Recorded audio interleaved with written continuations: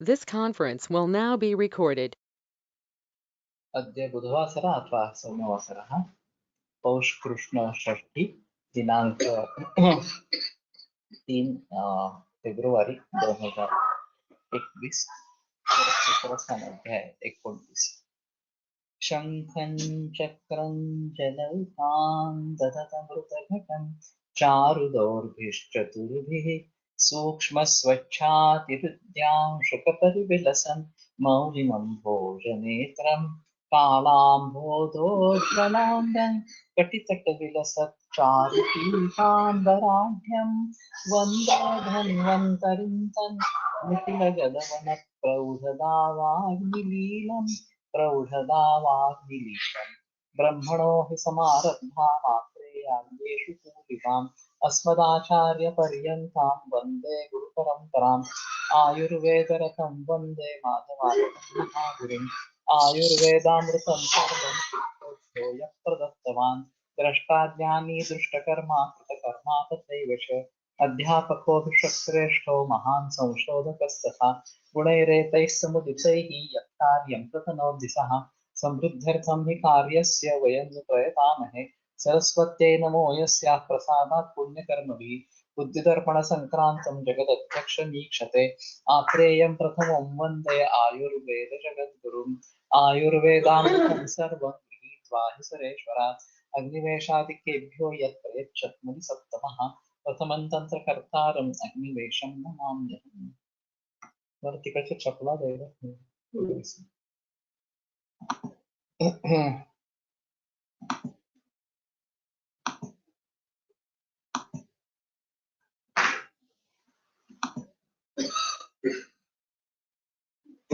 त्रिविधस्य आयुर्वेदसूत्रस्य ससंग्रह व्याकरणस्य त्रिविधौषधग्रामस्य प्रवक्ता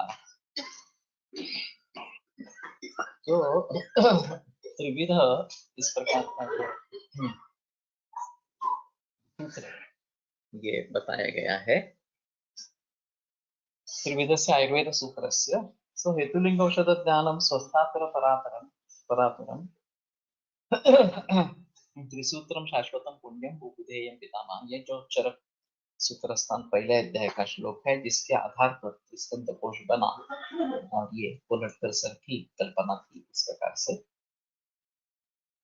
तो उस प्रकार के त्रिसूत्र आयुर्वेद का ससंग्रह व्याकरण पूरा संग्रह और उसका विवरण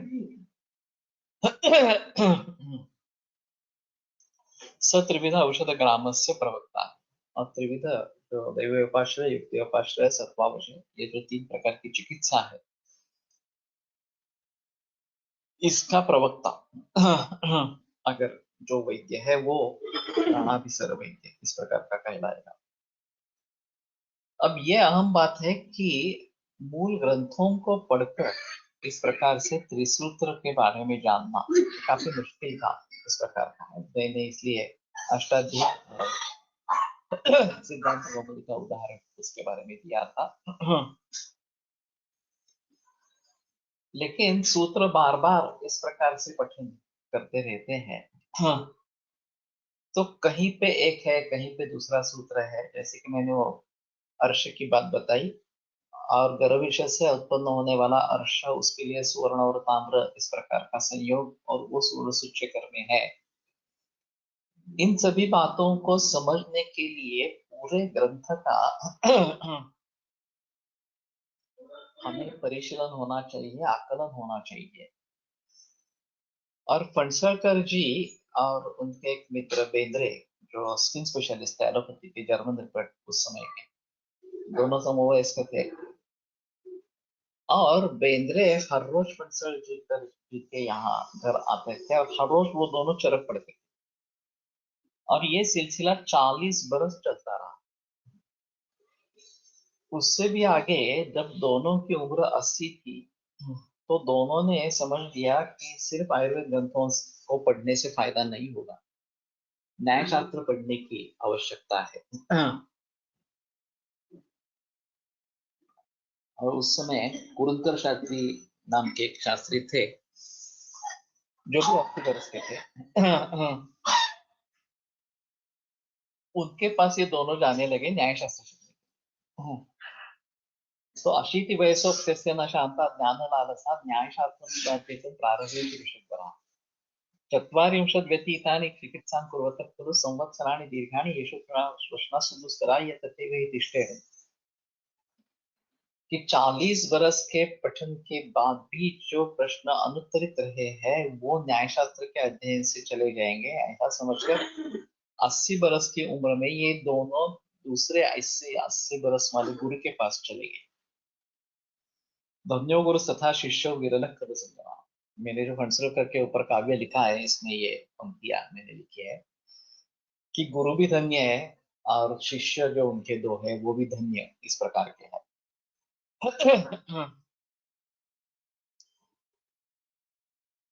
तो त्रिसूत्र आयुर्वेद को समझना अब ये कंप्यूटर के जरिए बहुत आसान इस प्रकार का हो गया.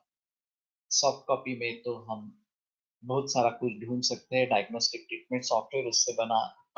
उसमें भी काफी ढूंढने में सुलभता आ गई है. लेकिन उस जमाने में जो केवल मूल सूत्र इस प्रकार से पढ़ने हैं जिसमें शब्द बिखरे हुए हैं एक दूसरे से मिले हुए हैं तो इन सभी बातों को ध्यान में रखना ये काफी मुश्किल इस प्रकार का काम है. तो इस प्रकार का वैद्य होना चाहिए ऐसा. पंचत्रिंशतो मूल फलानाम चतुर्णाम च स्नेहानाम. अभी जो पलिनी मूलिनी वगैरह के बारे में बात की है. पंचानां च लवणानां अष्टानां च पुत्राणां अष्टानां च क्षीराणां क्षीरत्वक वृक्षाणां च षण्णां क्षीरविराख्यनादेश्च पंचकर्माषध गणस्य अष्टाविंशतेश्च यवागूनां द्वात्रिंशतश्चूर्णप्रदयानां षण्णां च विरेचन शतानां पंचानां च कषाय शतानां प्रयोक्तारः. अभी जो वैद्य इनको अभिप्रेत है ये सब इसके सभी के बारे में जानता है. इसी प्रकार का वैद्य ये प्राणाभिसर कहलाता है. तो वैद्य का ज्ञान कितना होना चाहिए इसके बारे में बड़ी स्पष्टता इस सूत्र में है. अगर ये सब हम करने की कोशिश करेंगे देखने की कोशिश करेंगे तो उन सभी को पढ़ाने वाला भी बहुत अच्छा चाहिए. प्रैक्टिस भी अच्छी चाहिए और जो छात्र है वो भी भली भांति समझ कर ये सब करने वाला इस प्रकार का करना चाहिए. ये काफी मुश्किल है. स्वस्थ वृत्त भीत भोजन पान नियम स्थान संक्रमण शयन आसन मात्रा द्रव्य अंजन धूम नावन अभ्यंजन परिमार्जन वेग विधारण वेग अविधारण विधारण व्यायाम सात्वेन्द्रिय परीक्षा उपक्रमण सद्वृत्त कुशलाः. तो स्वस्थ वृत्त में जो भीत भोजन पान नियम भोजन और पान के संदर्भ में जो नियम है स्थान बैठना संक्रमण शयन आसन मात्रा द्रव्य अंजन धूम नामन अभ्यंजन. अंजन और अभ्यंजन में फर्क क्या है. अंजन तल का अभ्यंजन अभ्यंग है. परिमार्जन वेग अविधारण विधारण. वेगों का अविधारण और विधारण दोनों. व्यायाम सात्म्य इंद्रिय परीक्षा उपक्रमण सद्वृत्त कुशलाः. तो स्वस्थ वृत्त में क्या क्या आता है इसका ये संकलन है और इन सभी भावों को स्वस्थ वृत्त की दृष्टि से देखना है.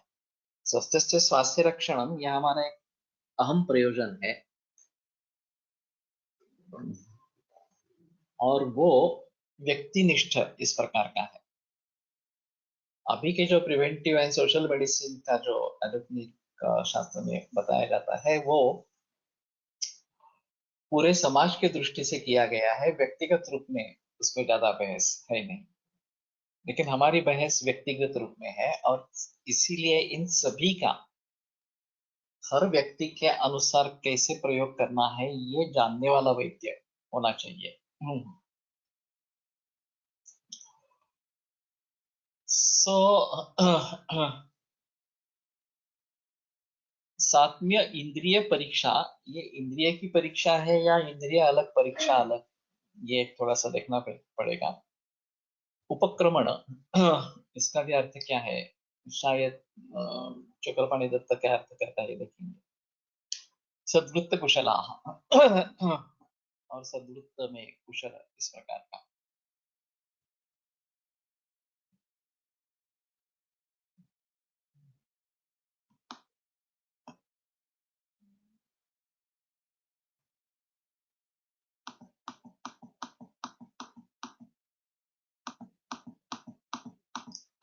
चतुष्पादोपगृहीते च भेषजे षोडशकले सविनिश्चये सत्रिपर्येषणे सवातकलाकलज्ञाने व्यवगत संदेहाः।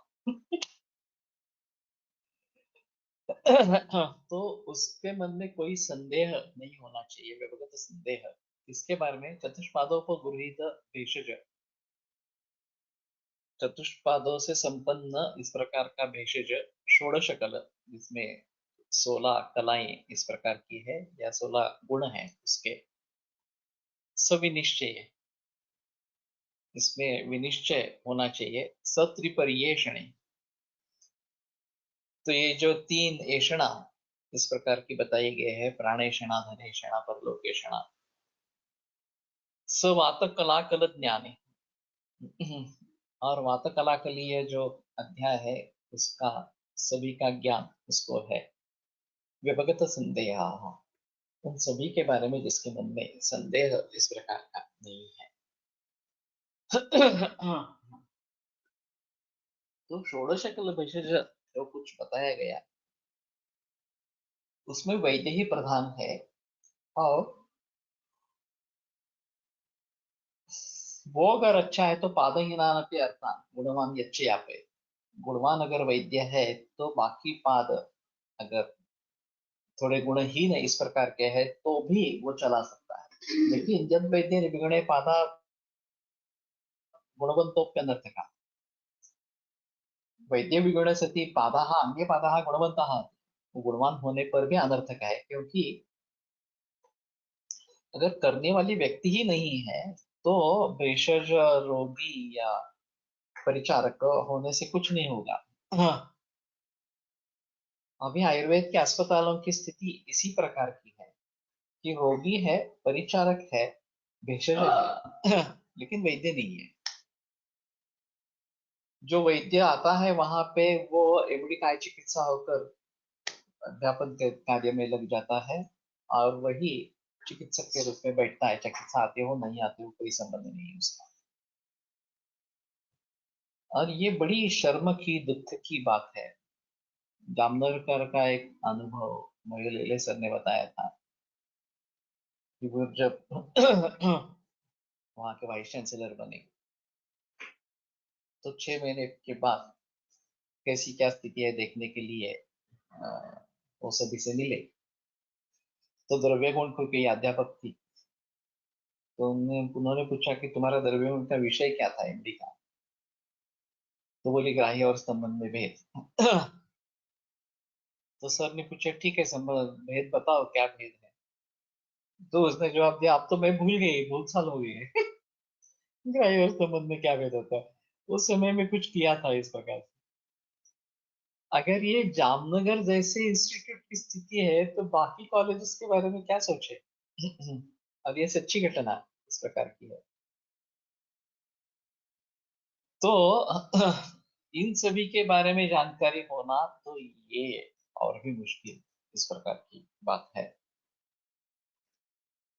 तो हम कहाँ है और हमें कहाँ पहुंचना है, ये दोनों चीजें इसमें महत्वपूर्ण। चतुर्विधस्य च स्नेहस्य चतुर्विंशति उपनयस्य उपकल्पनीयस्य चतुष्षष्टिपर्यन्तस्य च व्यवस्थापयितारः।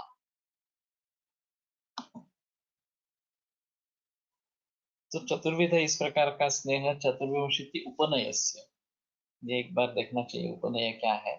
उपकल्पनीयस्य चतुष्षष्टि पर्यन्तस्य च व्यवस्थापयितारः। ये व्यवस्थापयितारः ये शब्द मैंने पहली बार देखा, मैनेजमेंट करने वाला, व्यवस्था लगाने वाला। तो वैसे अभी जो अभ्यासक्रम बनते हैं विविध प्रकार, उसमें नीड क्या क्या है, गरज या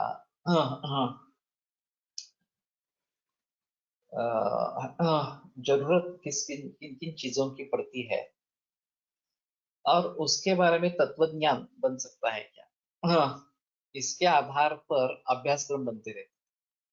मुझे अभी काफी संदेह है इस बारे में, शास्त्र विद्या कला ये जो अभी का प्रचलन है, ये कहाँ से आया, और आर्ट्स साइंस कॉमर्स इस प्रकार का जो अभी का चल रहा है वो कहाँ से आया। 24 स्नेह विचारणा, उपनय से उपकल्पनीय, ठीक है।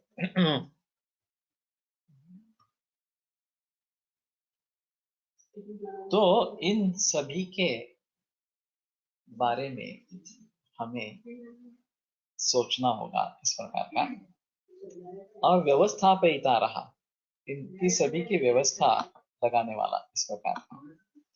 तो अभी व्यवस्थापन, बीबीए, एमबीए, इस प्रकार के बिजनेस एडमिनिस्ट्रेशन, ये जो बात है, ये काफी सो कोर्सेस है। आयुर्वेद में एमबीए है, आयुर्वेद में भी एमबीए है, एमबीए है एज ए पोस्ट ग्रेजुएशन। तो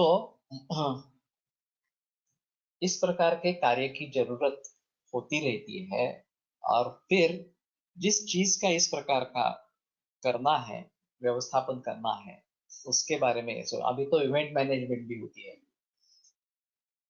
तो ये व्यवस्थापयिता रहा। बहुविध विधान युक्तानां च स्नेह्य स्वेद्य वम्य विरेच्य विविध औषध उपचाराणां च कुशलाः। तो इसमें बहुविध विधान युक्त इस प्रकार के जो है स्नेह्य स्वेद्य वम्य विरेच्य और विविध औषधोपचार, इसके सभी के बारे में कुशल इस प्रकार की जो व्यक्ति हो। शिरोरोगादेः दंशांश विकल्पजस्य च व्याधि संग्रहस्य सक्षय पीडका विद्रधेः त्रयाणां च शोफाना बहुविध शोफानुबन्धानां चत्वारिंशतश्च रोगाधिकरणानां चत्वारिंशदुत्तरस्य च नाना। तो विभिन्न प्रकार के रोग, शिरोरोगादेः दंशांश विकल्पजस्य, शिरोरोग वगैरह जो है उनके दोषांश विकल्पना जो करने में सक्षम है इस प्रकार का। एक बड़ा ही अजीब डायलॉग कोलटकर सर और फणसलकर जी के बीच में हुआ। फणसलकर की खासियत थी कि द्रव्यों का संयोग, इसमें इतना परफेक्शन होता था कि बस वो संयोग हो गया तो फिर मरीज ठीक होना ही है इस प्रकार से। तो कोलटकर सर ने उनसे एक बार रहस्य पूछा कि आप जो इस प्रकार के संयोग करते हैं उसमें रहस्य क्या है, आश्चर्य है। तो फणसलकर जी ने उसका जवाब दिया, और वो जवाब भी अजीब है। तो उन्होंने कहा कि इसके लिए मैंने वाग्भट का उत्तर स्थान सैकड़ों बार पढ़ा है। अभी ये सुनकर हैरान होंगे, उत्तर स्थान सैकड़ों बार पढ़ना ये क्या चीज है। अब हम जब काय चिकित्सक बनते हैं, हमारे अभी जो मुख्य काम चलता है वो काय चिकित्सक ही चलता है। थोड़े मरीज नेत्र रोग के आएंगे, थोड़े ईएनटी वाले इस प्रकार के आएंगे, और विषय वगैरह की तो बात है ही नहीं इस प्रकार से। तो मेन जो है वो ज्वरादि चिकित्सा, यही हमारी मेन इस प्रकार की रहती है, और उन्हीं अध्याय को हम पढ़ते रहते हैं बार बार इस प्रकार से। उत्तर स्थान केवल परीक्षा में निर्धारित है इसलिए करना है, और जितना परीक्षा में पूछा जाता है उतना करना है। फिर भी अजीब चीज हो सकती है, मैंने संहिता में किया है बड़ी। तो एक एक ग्रंथ था, एक विषय, एक पेपर के लिए आज चरक संहिता, कल सुश्रुत संहिता, परसों वाग्भट संहिता, इस प्रकार। अब संहिता इतनी वास्ट है कि कुछ भी पूछा जा सकता है संहिता में, तो पता नहीं चलता कि क्या पूछा जाए। हमारा पूरा ग्रंथ हमें याद होना चाहिए और फिर उसके मुताबिक लिखना है। सिर्फ इतना ही था कि paper will be valued as a whole, ऐसा होता था उस समय में। अभी मालूम नहीं मुझे क्या एमडी में क्या है। तो आप कितना लिखते हैं, इसका कितने सवालों का जवाब देते हैं, उसमें कोई अ, आपके मार्क्स निर्भर नहीं है। आप जो लिखते हैं, चाहे एक ही प्रश्न आप उत्तर दे दे, तो वैलिड एज ए होल वो इतना अच्छा हो कि ये उत्तीर्ण होने लायक है, तो वो उत्तीर्ण हो जाता है इस प्रकार से। कोलटकर सर ने कैम्ब्रिज यूनिवर्सिटी का एक अजीब अनुभव बताया था। ऐसे ही किस विषय के 8 पेपर्स थे, paper will be valued as a whole, इस प्रकार का था। वो पहले दिन उसने एक प्रश्न चुन लिया और उसका उत्तर लिखना आरंभ कर दिया। वो पूरा पेपर उसी में चला गया, एक ही प्रश्न का उत्तर चल रहा था। बात यहाँ खत्म नहीं हुई। दूसरे दिन वो फिर से आया, उसने पेपर देखा ही नहीं। पहला जो सवाल दिख रहा था उसी को लिखता रहा। 8 पेपर में वही एक ही सवाल का जवाब दिया। अब ये बड़ी मुसीबत हो गई। उसकी जो लिखावट थी तो बहुत अच्छी थी, उसमें कोई संदेह नहीं था कि ये बड़ा विद्वान व्यक्ति है इस प्रकार से। तो मीटिंग हुई खास कि इसके बारे में कैसा निर्णय ले लेंगे। Paper will be valid as a whole, उसने examination will be valid as a whole, इस प्रकार से वो कर दिया। लेकिन वो कैम्ब्रिज यूनिवर्सिटी थी। तो उन्होंने निर्णय दे दिया कि he is worthy of this degree and the degree should be awarded. केवल टेक्निकल मैटर्स में जाके इसने सभी विषयों को स्पर्श ही नहीं किया, सिर्फ एक ही सवाल लिखता रहा वगैरह वगैरह इस प्रकार से। इसके बारे में कोई बहस नहीं होगी। वो उत्तीर्ण हो गया और उसको रैंक में मिल गई इस प्रकार से। तो ये इस प्रकार से हो सकता है। मैंने एक अजीब उदाहरण आईटी सेक्टर में देखा था। कोई एक प्रमेय जैसा, और उसके ऊपर पहले काम हुआ था, और उस व्यक्ति को पीएचडी मिली थी। लेकिन उसने जो तरीका लिखा था वो काफी लंबा तरीका इस प्रकार का था। अब दूसरे व्यक्ति ने उसी को सिर्फ 85 लाइंस में वो प्रोग्राम लिख दिया, और थीसिस जो हुआ वो सिर्फ 85 लाइंस का ही हुआ, 85 पंक्तियां। उसने वही सबमिट किया और उसको उसके ऊपर पीएचडी भी मिल गई। हम समझते हैं कि कम से कम 100 या 200 पृष्ठों का होना चाहिए, ये होना चाहिए, वो होना चाहिए उसमें वगैरह वगैरह। लेकिन लिखने वाला भी उस तरीके का हो और परीक्षक भी उस तरीके के हो, ये हो सकता है। ये तो भारत का उदाहरण है आईटी क्षेत्र में। आप क्या लिख रहे हैं और आपकी विद्वत्ता कितनी है, आपने जो लिखा है उसका महत्व कितना है, ये अगर समझ पाते हैं तो ये बातें फिजूल इस प्रकार की हो जाती है। तो हम कहाँ से निकले? शिरोगादे दोषांश दोषांश विकल्प जस्य। हाँ, वो फुटजलकर की बात मैं कह रहा था कि उत्तर स्थान पढ़ लेना इस प्रकार से। उत्तर स्थान क्यों? तो दोषांश विकल्प जो है उत्तर स्थान में वो बहुत छोटे छोटे हैं। प्रायः ये कंडीशन, ये दवा, इतना ही लिखते हैं। अगर उस कंडीशन को भली भांति समझ पाते हैं कि इस दोष से होती है या ये दोष दूसरे होते हैं और इसके लिए ये दवा है, तो आपको मालूम पड़ जाता है कि हाँ ये परफेक्ट दवा है इस प्रकार की स्थिति की, और दूसरे जगह उसका प्रयोग कर सकते हैं। एक हेतुवर्त तंत्र युक्ति है कि जो एक जगह बताया गया दूसरी जगह अप्लाई करना इस प्रकार से। तो दोषों के संयोग या दोषों से उत्पन्न होने वाले लक्षण और उसके लिए औषधि योग जो प्रायः एक ही है वहां पे उत्तर स्थान में, ये उसकी खासियत है। तो अगर दोषांश विकल्प हमें अच्छी तरीके से समझते हैं तो उत्तर स्थान बार बार पढ़ना पड़ेगा, और ये फणसलकर की खासियत थी। तो मुझे बड़ा आश्चर्य लगा कि फणसलकर व्यक्त कैसे हुए। कोलटकर सर ने पूछा तो कोई बता देता अरे होता है, मालूम नहीं कैसे होता है लेकिन होता है। कि मैं इस प्रकार का सहयोग करना चाहता हूँ, मैं कर जाता हूँ और रिजल्ट्स मिल जाते हैं। लेकिन ये रहस्य है। हाँ, मैंने उसके लिए वाग्भट का उत्तर स्थान सैकड़ों बार पढ़ा है। ये कहाँ से आएगा? तो अंशांश विकल्प अगर हमें भली भांति समझने हैं दोषों के, तो शिरोरोगादे है। शिरोरोग क्यों बताया वहां पे उस प्रकार से? तो सभी उत्तर स्थान इसके लिए महत्वपूर्ण इस प्रकार का है।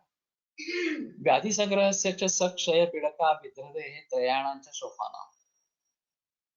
व्याधि संग्रह, क्षय, पीड़का, विद्रदी और 3 प्रकार के शोफ, बहुविध शोफानुबंधाना। शोफ के जो विविध इस प्रकार का अनुबंध है, अष्टचत्वारिंशतश्च रोगाधिकरणानाम्। 48 रोगाधिकरण है। चत्वारिंशत् उत्तरस्य न च नाना मकाना।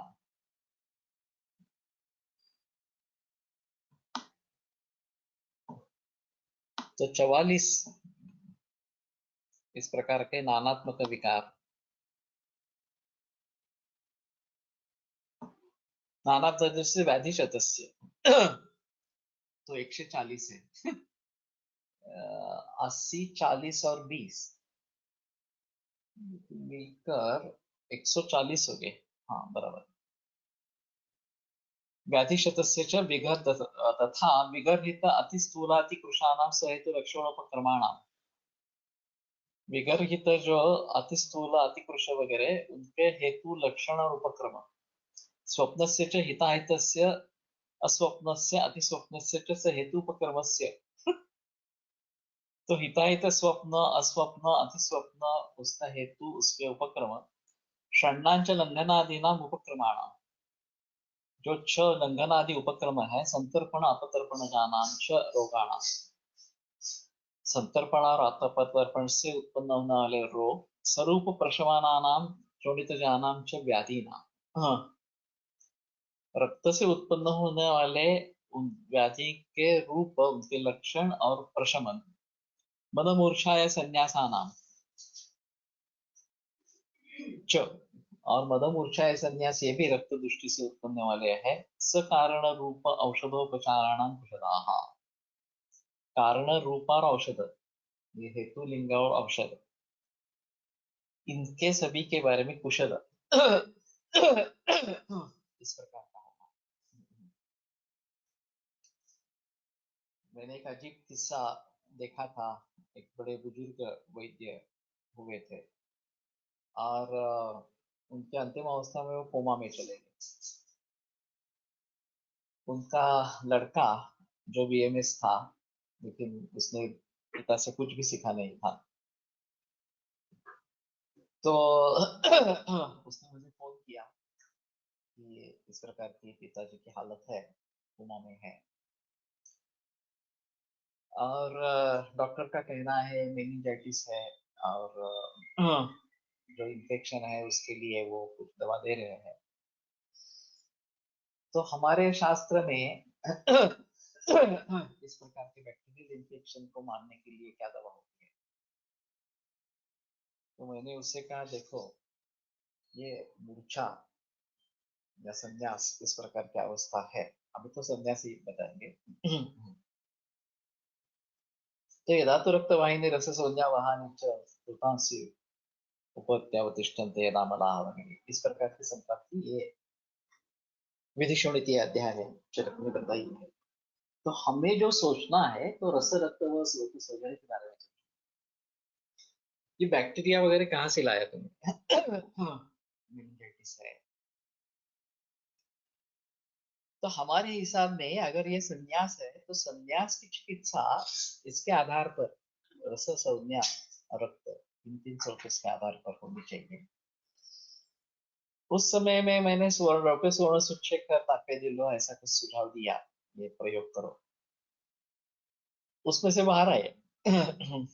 कुछ महीने या कुछ दिन अच्छे गए और फिर से वही नौबत आ गई और फिर उस समय में बच नहीं पाए और उनका देहांत हो गया। लेकिन हमारे दृष्टि से इसका मतलब क्या है, हम कैसे इसके बारे में सोचेंगे?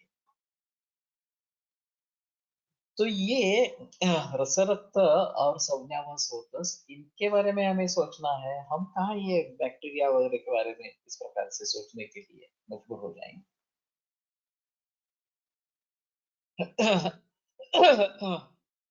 कुशलाश्च आहार विधि विनिश्चयस्य, आहार विधि विनिश्चय के बारे में कुशल प्रकृत्या हित अहितानाम आहार विकाराणाम अग्रसंग्रहस्य आसवानांच चतुरश्रुतेः। तो हित और अहित इस प्रकार का आहार विकार, अग्रसंग्रह आसवान का, चतुरश्रुतेः द्रव्य गुण कर्म निश्चयस्य रसानुरस संश्रयस्य सविकल्प वैरोधिकस्य द्वादश वर्गाश्रयस्य च अन्नपानस्य। तो चतुरशीति 84 इस प्रकार के आसव इस प्रकार के हैं। द्रव्य गुण कर्म विनिश्चय, उनके द्रव्य गुण कर्म के बारे में विनिश्चय। रसानुरस संश्रय से सविकल्प वैरोधिक, रसानुरस के आश्रय से होने वाले और विकल्प वैरोधिक इस प्रकार के द्वादश वर्गाश्रय से अन्नपान से, द्वादश वर्गाश्रय जो अन्नपान है सगुण प्रभाव से सानुपान गुण से, उसका गुण क्या है, उसके प्रभाव क्या है, अनुपान के गुण क्या है। नवविधस्य अर्थ संग्रहस्य आहार गतेश्च हिताहितोपयोग विशेषात्मकस्य च शुभाशुभ विशेषस्य। नवविध इस प्रकार का जो अर्थ संग्रह आहार गति हिताहितोपयोग विशेषात्मक शुभाशुभ विशेषस्य धात्वाश्रयाणाम च रोगाणाम। हिताहित विशेष और शुभाशुभ विशेष ये दोनों इसमें बताए गए हैं। धात्वाश्रयाणाम च रोगाणाम, धातु के आश्रय में होने वाले जो रोग है, औषध संग्रहाणाम दशानाम, औषध संग्रह दश जो है उसके साथ में प्राणायतनानाम दशानाम च प्राणायतनाम, दश प्राणायतन यंच वक्ष्यामि अर्थे दश महामूल्ये 30तमाध्याये, जिसको मैं अर्थे दश महामूल इस अध्याय में 30तम जो 30वां अध्याय इसमें बता रहा हूँ। ये अनागता तंत्र युक्ति इस प्रकार की है। तत्र च कृष्णस्य तंत्र उद्देश्य लक्षणस्य तंत्रस्य च ग्रहण धारण विज्ञान प्रयोग कर्म कार्य काल कर्तृकरण कुशला। तंत्र का उद्देश्य लक्षण, तंत्र का उद्देश्य क्या है, धातु साम्य क्रिया चौका तंत्र से अस्य प्रयोजनम, उसका लक्षण ये क्या है इस प्रकार का, ग्रहण धारण विज्ञान प्रयोग कर्म कार्य काल कर्तृकरण कुशला। उसके ग्रहण के बारे में, धारण के बारे में, विज्ञान के बारे में, प्रयोग के बारे में, कर्म के बारे में, कार्य के बारे में, काल के बारे में, कर्तृकरण कुशल। कर्ता और करण इन सभी तरीके से कुशल जो है, ये काफी क्लमजी है रचना। एक बार थोड़ा देखते हैं टीकाकार कुछ करते हैं क्या। कुशलाष्ट स्मृतिमति शास्त्र युक्ति ज्ञान से आत्मनः शील गुणे ही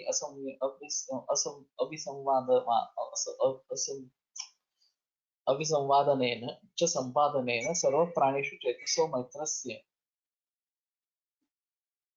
माता पितृ भ्रातृ बंधुवत एवं युक्ता भवन्ति अग्निवेश प्राणानाम अभिसरा हंतारो रोगाणाम।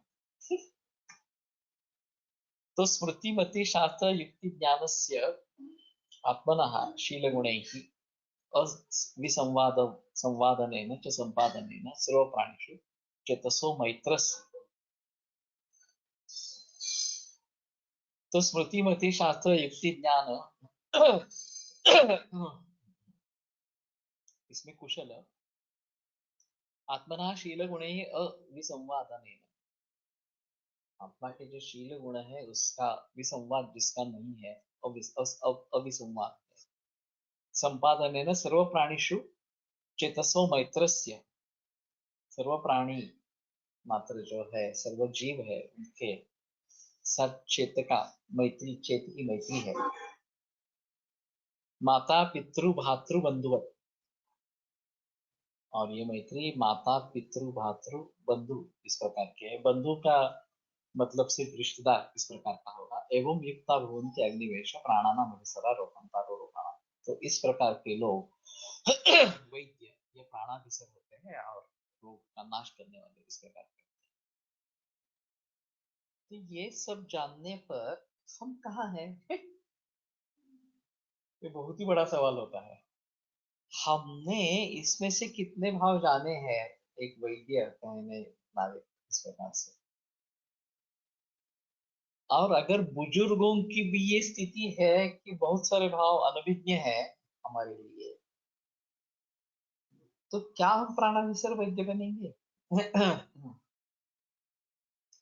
प्राणाभिसर होने के लिए इतनी सभी बातें हमारे पास होनी चाहिए। ये इतना अहम मुद्दा है कि इसको टाल नहीं सकते। प्रतिपत्तिज्ञाः तदापि कर्तव्यज्ञाः शरीराभि निर्वृत्ति ज्ञानम यथा शरीरम शुक्र शोणित संयोगादिभ्यः उपजायते तथा ज्ञानम प्रकृति विकार ज्ञानम सांख्य नयेन शारीर वक्ष्यमाणम्। तो मूल प्रकृति विकृति बहुत जाता है, प्रकृति विकृति है सबसे। प्रकृति विकृति ज्ञान मैंने सोचा था कि प्रकृति और विकृति जो रोग वगैरह, प्रकृति आरोग्य है और विकार ये रोग है, ये सिर्फ संख्या का लिया है लेकिन वो भी ले सकते हैं। त्रिविधस्य आयुर्वेद सूत्र से हेतुनिर्मोषण ज्ञानम इत्यस्य अतः इतः प्रभृति च तंत्रोद्देश लक्षणस्य इत्यन्तेन सूत्र संग्रहार्थ सूत्र स्थानार्थ संग्रहो यथाक्रमम अनुसरणीयः। तो सूत्र स्थान में जो भी बताया वो सभी यहाँ बताया है। स्वसंग्रह व्याकरण से सामान्य विशेषं च इत्यादिना दीर्घं जीविते ये संग्रह व्याकरण सामान्यमेकत्वकरम् इत्यादि। सामान्य विशेष गुणान द्रव्याणि कर्म च समवायं च तत् ज्ञात्वा, तो ये संग्रह रूप में बता दिया। और उसका व्याकरण सर्वदा सर्वभावानां सामान्य वृत्ति कारणम ह्रासयति विशेषस्य प्रवृत्तिर्भयस्य। जब मैंने प्रातिपदिक कोश का कार्य आरंभ किया तो उसमें अहम प्रेरणा थी कि आयुर्वेद को ग्रंथों से कैसे समझे, ये मेरा मकसद था। तो आयुर्वेद को अगर ग्रंथों में से हमें समझना है तो ऋषि मुनियों ने आयुर्वेद के बारे में क्या जाना, ये अहम सवाल होगा। तो सूत्र स्थान में पहले अध्याय में ये उसका उत्तर मिल गया। सामान्य विशेषं च गुणान द्रव्याणि कर्म च समवायं च तत् ज्ञात्वा तंत्रोक्त विधिमा स्थिताः, ये सभी जानकर तंत्रोक्त विधि ऋषि मुनियों ने आरंभ किया इस प्रकार से। तो ये मैं कैसे समझूं, ये जो षट पदार्थ है ये मैं ग्रंथों में से कैसे समझूं, इससे प्रातिपदिक कोश का आरंभ हुआ, इस विचार श्रृंखला का आरंभ। तो मुझे ध्यान में आया कि सामान्य च विशेषं च, इसमें गुणान द्रव्याणि कर्म च, ये सबसे आम,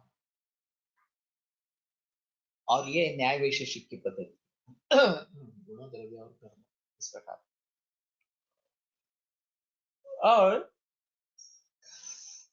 सामान्य विशेष जो है वो द्रव्य और गुण के बारे में जानकारी देते हैं, तो उनके आधार पर ये सामान्य और विशेष निर्धारित होते हैं। और ये कंपैरेटिव भाव है। तो द्रव्य गुण कर्म ये सृष्टि में भी है और जीव में भी है। वास्तव में ऐसा है कि सजीव जिसको हम कहते हैं वो तो एक संयोग है, गुण है, शरीर नेत्र सत्वात्म संयोग इस प्रकार। और ये सभी न्याय वैशेषिक के हिसाब से द्रव्य है। शरीर इंद्रिय आत्मा और मन ये सभी द्रव्य है। यत्राश्रिता कर्मगुणा कारणम समवायेत द्रव्यम इस प्रकार से। सृष्टि में जो भी पदार्थ है वो भी सभी द्रव्य इस प्रकार के हैं। उसके साथ उनके गुण रहते हैं, उनके कर्म रहते हैं। और जीवन जो है, इसमें शरीर जो है उसके साथ दोष धातु मल वगैरह है, उसके गुण कर्म है।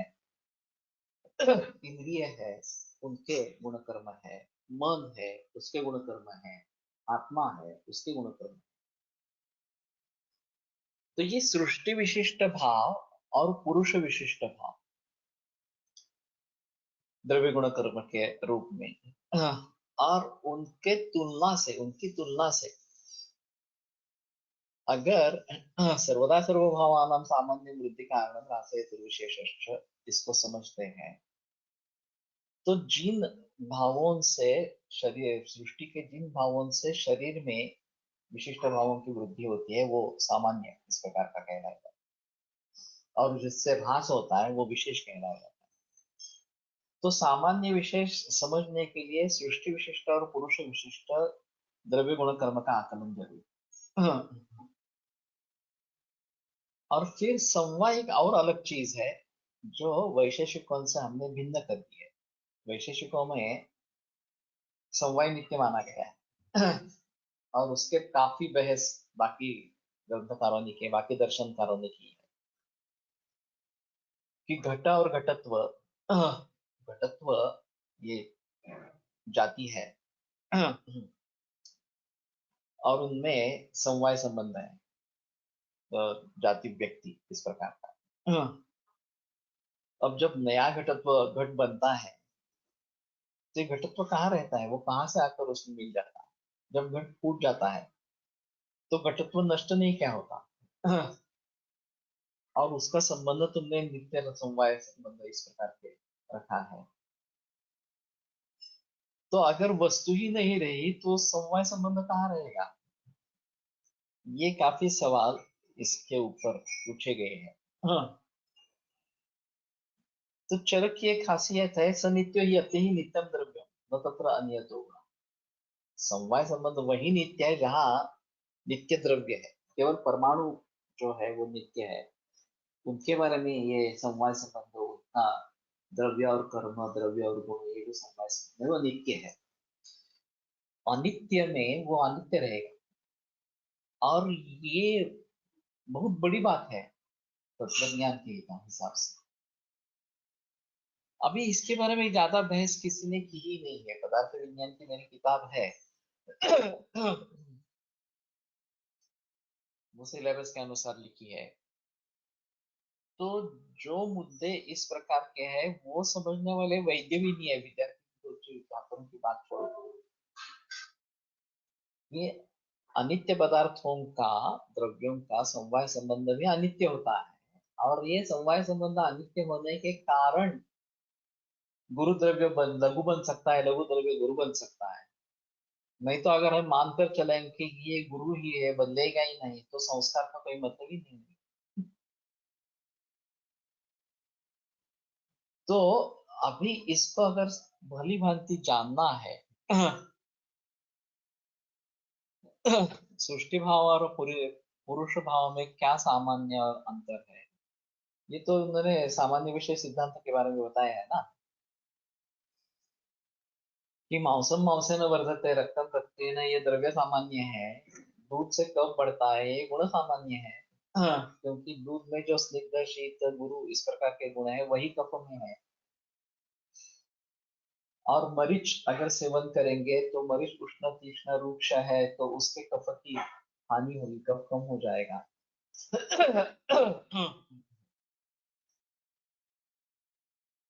तो सामान्य विशेष सिद्धांत जो है कि वृद्धि समाने सर्वेषां विपरीत विपर्यय वाग्भट में संक्षेप में लिख दिया। सर्वदा सर्वभावानां सामान्य वृत्ति कारणम ह्रासे हेतुर्विशेषश्च प्रवृत्तिरुभय स्थितिः चरता वचन, इस प्रकार। तो ये षट पदार्थों का खेल है। आयुर्वेद जो है वो षट पदार्थों का ही खेल है, बाकी कुछ नहीं है उसमें। वो षट पदार्थ हम कैसे भली भांति समझेंगे, तो ये सृष्टि विषयक सूत्र है या पुरुष विषयक सूत्र है, ये पहले जान लेना।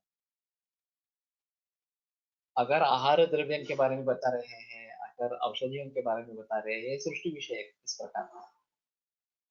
और दोष धातु मल वगैरह इस प्रकार के शारीर भाव मन आत्मा इंद्रिय इनके बारे में बता रहे हैं तो पुरुष विशिष्ट भाव। अब जब दोषों के बारे में बताते हैं कि सूक्ष्म तो उसके आधार पर रूक्ष लघु वगैरह इस प्रकार का गुणों वाला जो द्रव्य सृष्टि में होगा वो वात को बढ़ावा देने वाला होगा, और जो उसके विपरीत होगा स्निग्ध उष्ण गुरु इस प्रकार का वो वात को कम करने वाला होगा। तो हर सूत्र को पढ़कर सृष्टि विषयक जानकारी मिलती है या पुरुष विषयक जानकारी मिलती है, ये समझकर फिर इस षट पदार्थों का ज्ञान करवा लेना ये प्रातिपदिक कोश का मूल उद्देश्य है। अब ये कैसे करना है, तो हर शब्द को अलग करना है और हर शब्द का दूसरे शब्द से क्या संबंध है ये ढूंढना है, उस संबंध को निश्चित करना है वगैरह वगैरह इस प्रकार की बातें आगे। और फिर ये संबंध कितने प्रकार के होते हैं, द्रव्य गुण कर्म एक प्रकार का संबंध हो सकता है, हेतु लक्षण संबंध हो सकता है, लक्ष्य लक्षण संबंध हो सकता है, औषध चिकित्सा संबंध हो सकता है, संयोग है उसके अवयव इस प्रकार का संबंध हो सकता है वगैरह। तो जितने भी तरीके के संबंध हो सकते हैं उन सभी संबंधों को कैसे समझेंगे।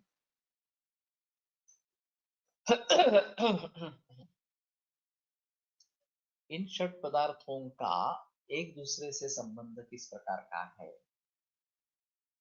ये देखना, उसको कंप्यूटराइज करना, ये प्रातिपदिक कोश का मूल उद्देश्य इस प्रकार।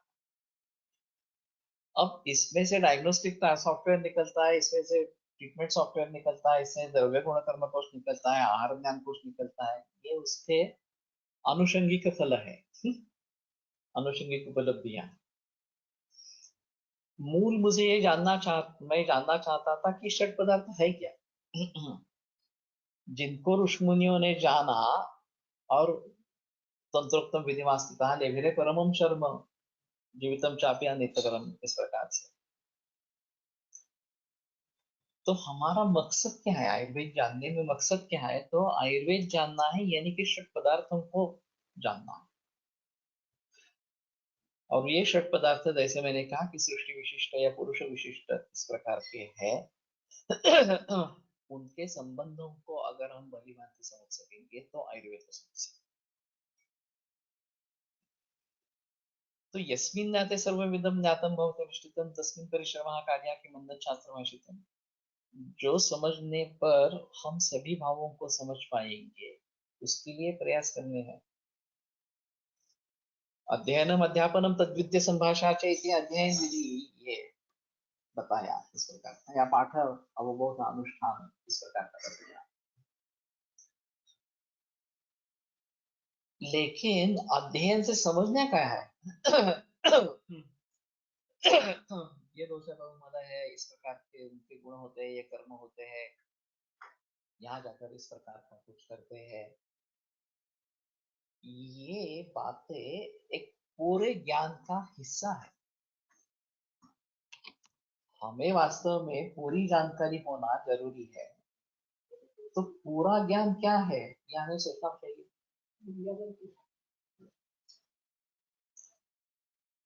अब ग्रंथों में जो भी ज्ञान बिखरा हुआ इस प्रकार का है, उस सभी को इकट्ठा करना है।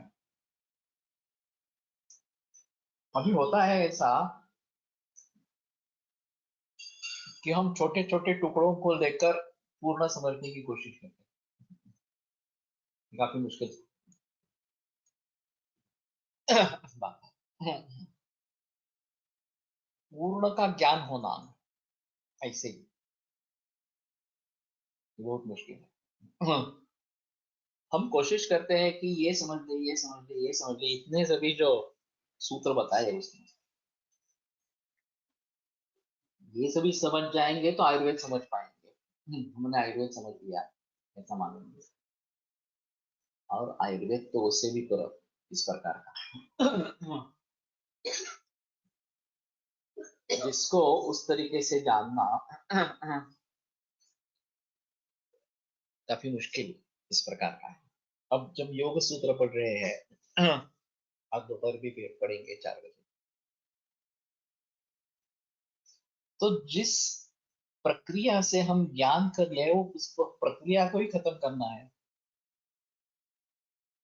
तथा दृष्टु स्वरूपे अवस्थानम, ये जो अवस्था है, ये ज्ञाता ज्ञेय ज्ञान कुछ नहीं रहेगा। हम अपने स्वरूप में चले जाएंगे इस प्रकार का कहना है। हाँ, सामग्री उसके लिए जो इस्तेमाल करनी है वो हमारे इंद्रिय ही है। बहिर्ंद्रिय है, फिर आभ्यंतर इंद्रिय मन है, और उसका आत्मा में लीन करना है, और फिर आगे जाकर परमात्मा स्वरूप हो जाना है इस प्रकार। तो ये समझने में भी काफी मुश्किल है। जिसके जरिए हम वहां पहुंचने की कोशिश करिए वो भी छोड़ देना है हमको। तो कहने का तात्पर्य अर्थ है कि अभी तो हम केवल परीक्षार्थी हैं, व्यवसायार्थी भी नहीं है। परीक्षार्थी होने से बेहतर है कि व्यवसायार्थी होना, उससे भी बेहतर है कि ज्ञानार्थी होना, और उससे भी बेहतर है मूल रूप से आयुर्वेद को समझ पाना। सृष्टीतील एखादं द्रव्य समजून घेण्याचा दुसऱ्याला समजून सांगण्याची वैशेषिक क्रम द्रव्य गुण कर्म हा क्रम गरजेचा, आणि वैदिकदृष्ट्या एखादं द्रव्य आणि त्याच्या शरीरावर होणारे बदल जाणून घेण्यासाठी सामान्य विशेष गुणात हा क्रम महत्वाचा आहे। इसके बारे में काफी बहस हुई है। सामान्य विशेषण गुणान द्रव्य आणि कर्मच, ऐसा क्यों लिखा? द्रव्य गुण कर्म सामान्य विशेष समवाय अभाव सप्त पदार्थ। ये जो वैश्य तर्क संग्रह की पंक्ति है उसको क्यों छोड़ दिया? तो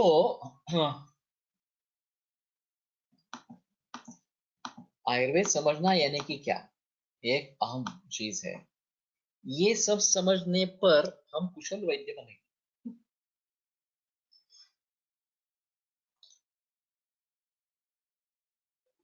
लेकिन आयुर्वेद उससे भी पर है। व्याकरण महाभाष्य में एक ऐसा लिखा है, एकोपि शब्द सम्यक ज्ञाता सम्यक परिता लोके वेदे च कामदुग्धो। एक ही शब्द अगर हम भली भांति जानते हैं, भली भांति उसका प्रयोग करते हैं, तो यहाँ और परलोक में भी वो हमें अपनी इच्छाओं की पूर्ति कराएगा। ज्ञानेश्वर जी ने कहा है कि एक तरी वही अनुभव अभी कम से कम एक होगी, उसका अनुभव करे। समझना एक अलग बात है, उसका अनुभव करना एक अलग इस प्रकार की बात है। तो हम कहाँ हैं और हमें कहाँ पहुंचना है, ये तत्व ज्ञान के हिसाब से देखा जाए तो बहुत अहम सूत्र इस प्रकार का है। और सामान्यांचे विशेषणचे गुणान द्रव्याणि कर्मचा, अगर ये हम समझते हैं तो हम आयुर्वेद समझ पाए। अभी फिलहाल परिस्थिति ऐसी होती है कि फर्स्ट ईयर में आता है, ना ही अध्यापक पढ़ाने में सक्षम होते हैं, ना ही छात्र समझने के लिए कुछ होते हैं। उत्तीर्ण हो जाते हैं परीक्षा, आगे उसका कुछ लेना देना ही नहीं आयुर्वेद में। सेकंड थर्ड ईयर में भी नहीं, आगे भी पूरे जन्म में उसका कोई संबंध है मानते ही नहीं। तो हमने क्या सीखा फिर? आयुर्वेद और पदार्थ विज्ञान अलग नहीं है, आयुर्वेद और पदार्थ विज्ञान एक ही है। आयुर्वेद समझना यानी कि पदार्थ विज्ञान षट पदार्थों के बारे में समझना, ऐसा है। लेकिन हम उस तरीके से सीखते ही नहीं है। तो मेरा सौभाग्य रहा कि त्रिस्कंद कोश करने के बाद जब मैं प्रातिपदिक कोश पर उतरा, तो मैंने सिर्फ ये त्रिस्कंद संबंधों को समझने की कोशिश नहीं की, मैंने उससे आगे जाकर आयुर्वेद को मूल रूप से समझने की कोशिश की। मैं कितना कामयाब रहूंगा वगैरह अलग बातें, कहां तक कितनी ऊंचाई तक ये प्रातिपदिक कोश लेके जाऊंगा ये भी मुझे मालूम नहीं है। और उतना सब समझने वाले लोग होंगे क्या? लोग उसकी जो यूटिलिटी है, हाँ इससे डायग्नोस्टिक का सॉफ्टवेयर अच्छा बना है, वो अच्छा है, द्रव्य कर्मकोश अच्छा बना है, वो अच्छा है, यही तक सीमित रहेंगे। षट पदार्थों को हम इससे समझ पाएंगे, यहाँ तक कितने लोग पहुंचेंगे? वही जरूरत, मैं भी कितनी ऊंचाई तक पहुंचाऊंगा। तो अगर भली भांति इन सभी चीजों के बारे में हमें जानकारी लेनी है, तो मूल रूप से इन सभी ग्रंथों के बारे में सोचना है, इन सभी ग्रंथों के बारे में, और उसमें जो विषय है उसके बारे में जानकारी हासिल करनी है। ठीक है, आज यही रुकते हैं। कल माधव निदान को लेकर आगे बढ़ेंगे। आयुर्वेद प्रकांडो निगदित इह हि शल्यतंत्र प्रधानः, शिष्येभ्यः शाश्वतोऽयं निखिलजनकृपा व्याप्तचित्तेन येन। आयुर्वेदस्य वाञ्छन् पुनरपि भुवने तां च सुष्ठु प्रतिष्ठां, श्रेष्ठं धन्वन्तरिं तं प्रणमति च सदा वैद्यवर्गो हि नूनम्। विरम्यते व्याख्यानव्यापारात् श्वः पुनर्मिलिष्यामः। मध्याह्नसमये चतुर्वादनावसरे योगसूत्रार्थं पुनरपि मिलिष्यामः।